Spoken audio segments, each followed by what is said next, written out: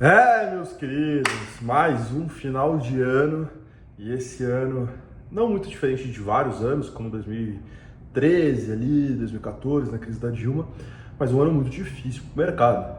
Primeiro ponto, maior queda dos fundos imobiliários nos últimos 3 anos. Segundo ponto, queda no Ibovespa. Terceiro ponto, maior alta do dólar aí nos últimos 2 anos. Eu acho que um quarto ponto, o maior nível de responsabilidade fiscal dos últimos anos. Se você olhar aqui e ver o prejuízo, né, o déficit que o país está tendo no governo Lula é muito maior do que no governo Temer, no governo Bolsonaro. Isso traz para a gente um ajuste muito mal feito nas contas, né? Muita gente defende o ministro Haddad, falando que ele sabe conversar com o governo, com o Congresso, tudo. A gente não tem visto muito isso. A gente tem visto um político ali que está tentando ter uma experiência na economia, mas está de longe para trás do ministro igual a gente teve com o Paulo Guedes. E aí você olha no mercado financeiro e fala, pô, meus investimentos, o que eu faço? Para onde que eu coloco meu dinheiro? Se eu coloco mais em juros agora, mais em inflação, eu vim trazer aqui os principais investimentos para você em 2025. Aqui vocês podem ver o feedback de clientes nossos que estão realmente fechando o ano muito bem, ganharam dinheiro em 2024, mesmo com a queda do Ibovespa, ganharam do CDI, ganharam do Ibovespa, ganharam do IFIX, e mesmo com alguns fundos imobiliários na carteira, tá? Não estou falando que a gente não tomou risco, a gente soube comprar bem. Muita gente só comprou fundo imobiliário e não falou com a gente e foi ver o que ia dar, comprou Iridium, comprou não sei o que lá, comprou...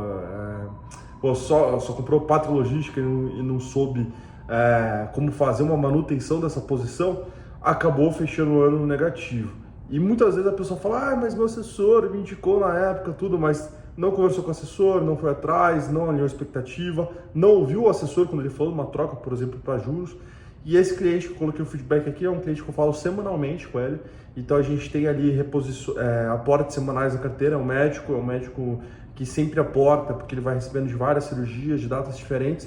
E esses aportes médios trouxe para ele o benefício aí dos juros compostos em cima das posições dele, seja por FIAGRO, seja por juros, seja por inflação. E 2025, o que a gente vai fazer, né? 2025, a gente tem visto aí um mercado muito já tenso com esses problemas fiscais. Então o Lula não tem feito um bom governo nos termos fiscais, o Haddad não tem feito boas medidas econômicas em termos fiscais e o Banco Central subiu a taxa de juros. A taxa de juros saiu de 10%, 10,5% para 12,25%, sendo que na última reunião do Copom, o Comitê de Política Monetária do nosso país, já indicou mais 2 altas. Na própria ata ele falou, vai ter mais 2 altas, enquanto a gente não conta a inflação, de mais 1% em cada alta. O que isso significa? Próxima reunião ali, final de janeiro, a gente pode ver Selic em 13,25, provavelmente vai ver, porque já está na ata do Copom da última reunião. E ali para março a gente deve estar vendo o Selic a 14,25. Lembrando, o teto do governo Dilma, quando ela caiu, quando teve impeachment, Selic já estava em 14,3. Então praticamente a mesma taxa de juros daquela época, só que com um dólar acima de R$6. O que isso significa, né, economicamente? Se o dólar está a R$6 com uma taxa de juros ali a 12,25, concorda comigo que se o governo cortasse os juros igual a Glaze falou que tinha que cortar, igual várias vezes o Lula criticou o Campos Neto, muito provavelmente esse dólar está muito mais caro. Por quê? Taxa de juros alta, o gringo investe no Brasil para ter melhores taxas de juros no rendimento dele, entra dólar, o dólar se contém na alta. Só que ao mesmo tempo, se a taxa de juros está alta e não está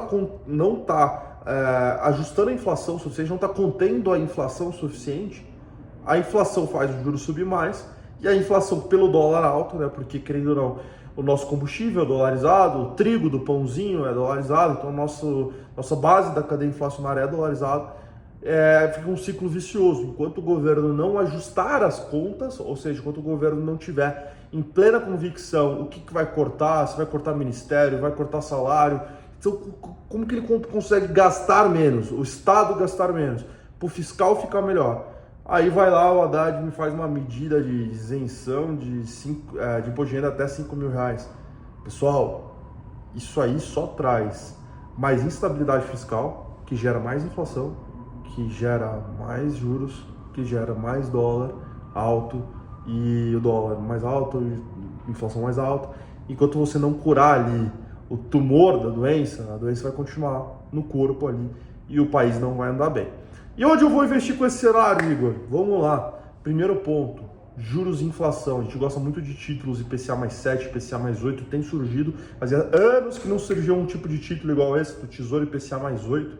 A gente gosta muito de juros pós-fixado em CDI. Se eu tenho uma taxa de juros a 14% e eu estou ganhando 110% do CDI, a gente está falando aí de quase 15% de rentabilidade, é muita coisa. E terceiro ponto que eu queria mostrar para vocês aqui é não se concentrem em Brasil.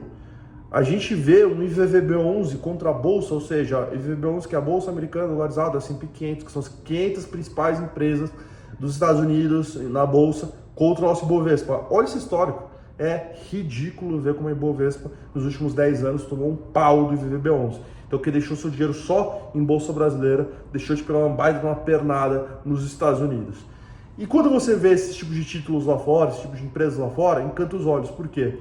Você vai investir numa Vale, num Bradesco e no Itaú, por mais que são excelentes empresas, geram dividendos, mas você só vai investir nelas, sendo que você também tem uma Berkshire lá fora, você tem uma Apple lá fora, você tem uma Nvidia lá fora. Quando você vai querer investir em tecnologia no Brasil, você vai investir o quê? Em Intelbras, Get Ninja? Não tem muito para onde correr. Agora, quando você fala de Nvidia, é a principal empresa que gera ali as placas, toda a parte de matéria-prima para inteligência artificial. E essa onda do ChatGPT está crescendo muito. Então, bom ponto você ter ali uma parte da sua carteira fora do país. Bom ponto você tem juros. Bom ponto você tem inflação. São três áreas que você consegue ter mais perenidade com o Brasil andando mal.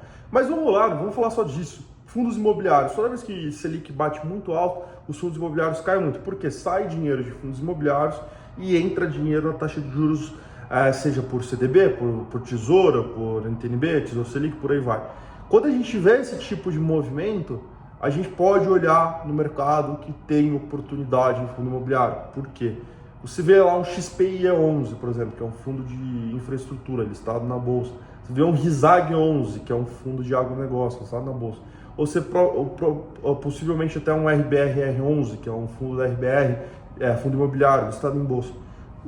Todos esses que eu falei estão abaixo do seu valor patrimonial. Como assim? Se vender todo o valor patrimônio do fundo, dá bem mais que o valor da cota. Quando eles estão no valor patrimonial, eles estão no preço. Quando eles estão acima do valor patrimonial, ou seja, o preço está acima do que vale a cota, do que vale o patrimônio da cota, ele está um pouco caro. E quando ele está bem abaixo do valor patrimonial, que é o caso que está acontecendo agora, ele fica mais barato. Diferente de um cenário da pandemia. Em 2019 tinha muito fundo acima do valor patrimonial da cota. Veio a pandemia, os preços caíram e tudo se ajustou, né? Ficou mais perto do valor patrimonial. Então, quanto mais altos os juros, mais barato comprar fundo imobiliário. Só para quem tem estômago para tomar risco, porque é diferente. Quando você compra um Tesouro LFT, compra um CDB, você está conservador, você está com dinheiro dentro do fundo garantidor de crédito, você está com uma carteira tranquila. Quando você compra um fundo imobiliário, ele flutua na bolsa. Se ele flutua na bolsa e você quer dividendo, e você fala, sou conservador, mas quero dividendo, você não está sendo conservador. Você está querendo comprar algo que flutue e que te entrega dividendo. E aí tem rendas fixas hoje em dia que tem juros mensal. Tem CDB que tem juros mensal, tem LCI que tem juros mensal. Você que é conservador e quer ganhar um dividendo, quer ganhar um aluguelzinho na conta, compre uma renda fixa com juros mensal. Não compre fundo imobiliário. E aí você fala pro seu assessor, pô, eu quero muito comprar fundo imobiliário, quero ganhar dividendo, porque eu vi o youtuber falando isso. Só que você é conservador, dá 2 dias a cota cai 3%, você vai chorar lá pro seu assessor que a cota caiu. Você está errando e não é culpa do seu assessor. Você não sabe o seu perfil. Você tem que conversar com ele, falar, pô, eu não me identifico com risco, eu não me identifico com volatilidade. Aí se ele te oferecer uma coisa volátil, ele está errando. Agora, se você não falar com ele, ele não tem uma bola de cristal, ele não tem como adivinhar. Então vocês têm que ter contato, diálogo.